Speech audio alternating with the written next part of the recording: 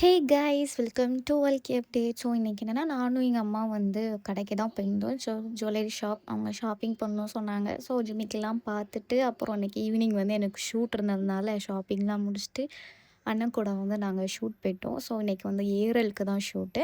So அங்கேருந்து நாங்கள் கிளம்பிட்டோம். ஏன்னா டைம் ஆயிடுச்சு. எப்போவுமே நாங்கள் ஷூட்டுக்கு நாங்கள் எப்போவுமே லேட்டாக தான் போவோம். ஃபாஸ்ட்டாக போய் ரீச் ஆனோடனே ஒரு சின்னதாக ஒரு பிரேக் காஃபியை குடிச்சிட்டு நல்லா ஒரு காஃபி குடிச்சு முடிச்சுட்டு ஸோ அங்கேருந்து பொண்ணு மாப்பிள்ளை ரெடி ஆகிட்டு இருந்தாங்க. ஸோ அது வரைக்கும் நாங்கள் எங்களுக்கான வெயிட்டிங் டைம் இருந்தது. ஸோ அப்புறம் வந்து என்ன லைட் பிடிக்க ஆரம்பிச்சாச்சு. ஃபோட்டோ ஷூட்லாம் நடந்துட்டு இருந்தது.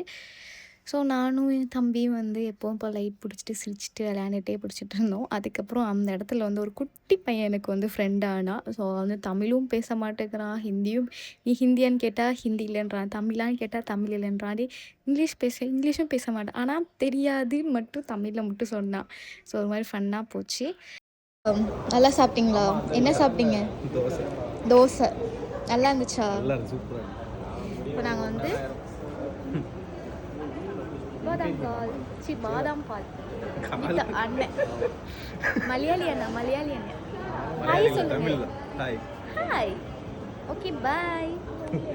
இஷ்டம்தான்.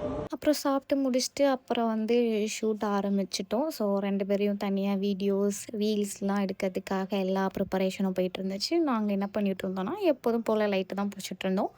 ஸோ எங்களோட வேலைலாம் முடிச்சுட்டு உட்காந்துட்டு அங்கேருந்து நாங்களும் கிளம்பிட்டோம். கிளம்புறதுக்கு ஒரு 12 மணி ஆயிடுச்சு நைட்டு. எப்போதும் நடக்கிறது தான். ஸோ போகிறதுக்கு முன்னாடி மலையாளி என்னை ட்ராப் பண்ணிட்டு பஸ் ஸ்டாப்பில் ட்ராப் பண்ணிட்டு நாங்களும் வந்து வீட்டுக்கு போயிட்டோம் கைஸ். 1 மணிக்கு ரீச் ஆனேன்.